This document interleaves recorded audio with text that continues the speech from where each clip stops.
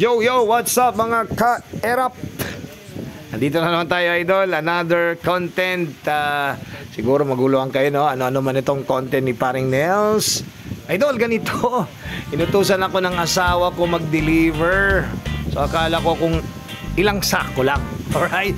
So, napasubo tuloy si erap ko. 1 tonelada. 40 kasako ng bigas i-deliver 20 kilometers away from the city.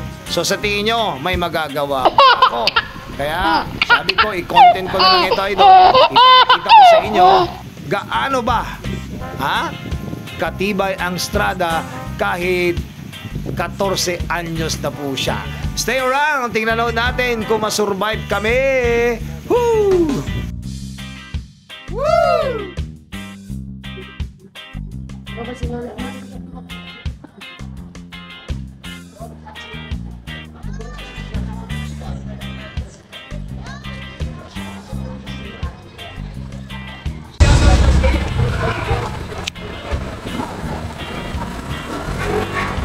Tingnan natin na ito, hanggang saan kaya ang estrada. So 40 kilos o 40 sacks of 25, that's 1,000 kilos or 1 ton. So malayo, that's around 20 kilometers ang i-deliver namin. 40 PSI na yan, pero ganun pa rin, no? So mabigat masyado. So try natin. Medyo okay.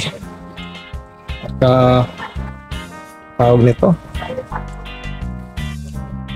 So, sige, pwede lang siguro, no?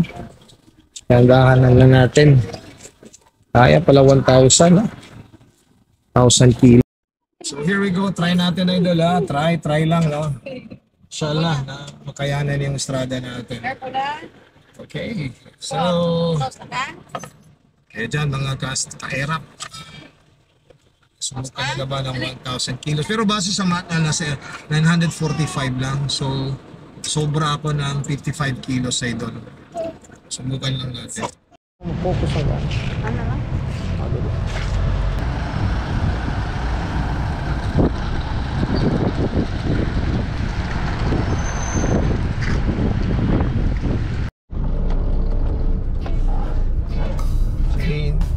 Salin, kada say. Dino.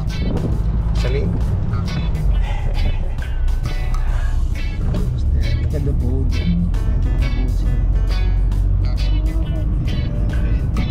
This is Recodo, West Coast.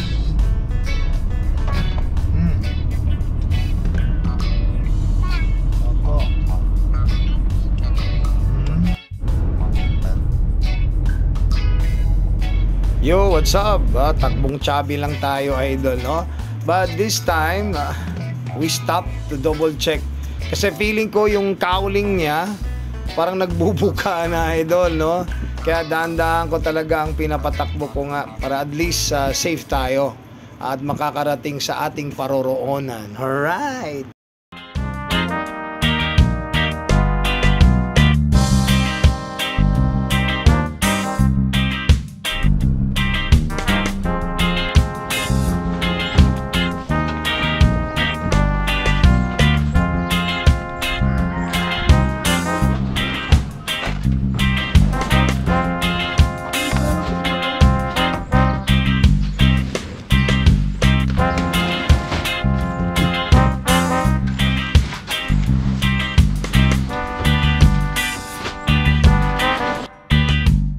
Finally, mga idol, no? Destination, mission achieved, accomplished.